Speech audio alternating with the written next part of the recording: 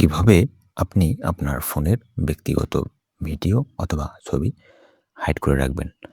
এজন্য আমরা ব্যবহার করব একটি অ্যাপস। আমাদের যাইতে হবে প্লে স্টোরে।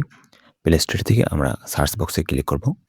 এখান থেকে আমাদের সার্চ করতে হবে ক্যালকুলেটর হাইড এখানে লিখে। আমরা যদি একটু দেখি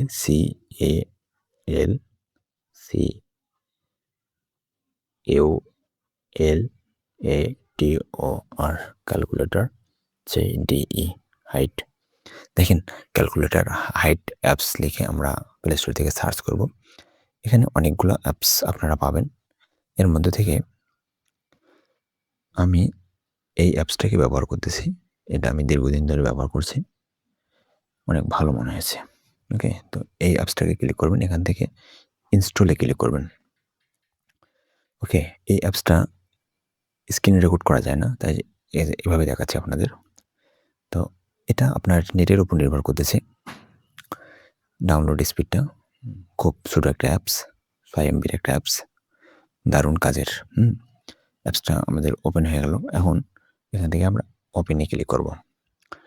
ওপেনে ক্লিক করার পর দেখেন এটা নরমালি ফোনে আপনার কেউ দেখলে এটা আপনার মনে করবে যে ক্যালকুলেটর। কিন্তু এর ভিতরে আসলে আমাদের যে ঘটনাটা আছে দেখেন এখানে বলতেছে সেট লকার পাসওয়ার্ড। এখানে আপনাকে একটা পাসওয়ার্ড সেট করতে হবে।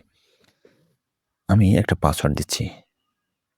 ধরেন 00123647 এরকম একটা পাসওয়ার্ড দিলাম।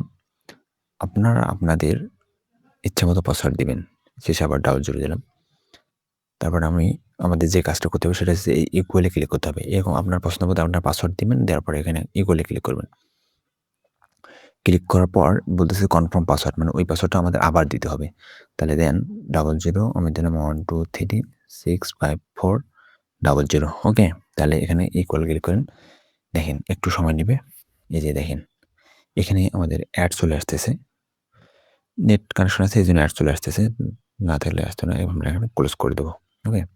ক্লোজ করলে এখানে দেখতে পাবেন পিকচার 0 এখানে প্লাস এখানে ক্লিক করে আপনি যে নতুন ফোল্ডার বানাইতে পারবেন।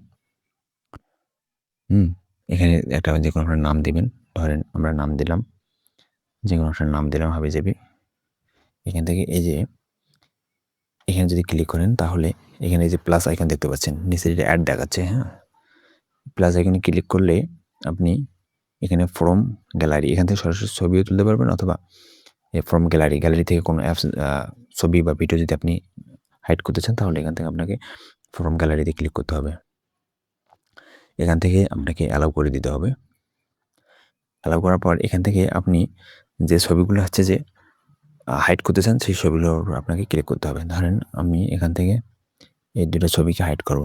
তাহলে ছবিগুলো আমাকে সিলেক্ট করতে হবে। এভাবে আপনি ক্লিক করে সিলেক্ট করবেন। তারপরে এই নিচে দেখতে পাচ্ছেন এখানে এই যে লকের অপশনটা এখান থেকে লকে ক্লিক করবেন। ওকে? এই যে ডান। এটা হয়ে গেল। এগুলো কিন্তু আমাদের লক হয়ে গেল। এখন এখানে বলতেছে allow calculator two delete 3 photos. এগুলো যদি আপনি অ্যালাউ করেন তাহলে এই ফটোগুলো এখান থেকে ডিলিট হয়ে যাবে। তো আমরা এটা চাচ্ছি না। এজন্য আমরা ডিনে করে দিলাম। এখন আচ্ছা এখানে এটা অ্যাড দেখাচ্ছে। এটা মূলত চালু আছে নেট কানেকশন এজন্যই সমস্যাটা হচ্ছে। আচ্ছা এখন আপনি তো ফটোটা হাইড করলেন। এখন যদি আনহাইড করতে চান তাহলে কি করবেন? এটা একটু দেখে নিই এখানে। ফটোগুলো আপনি সিলেক্ট করলেন। সিলেক্ট করার পরে এখানে এই যে লকটা দেখতে পাচ্ছেন আপনারা এখানে ক্লিক করেন। এখানে ফটোগুলা দেখেন আনহাইড হয়ে গেছে।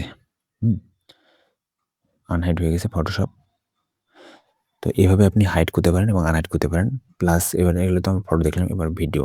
এখান থেকে আপনি যদি কোনো ভিডিও হাইড করতে চান তাহলে এখানে প্লাসে ক্লিক করে এখান থেকে আপনাকে ভিডিওটা একটু খুঁজে বের করতে হবে, হ্যাঁ? এখানে যে ক্যামেরা আছে।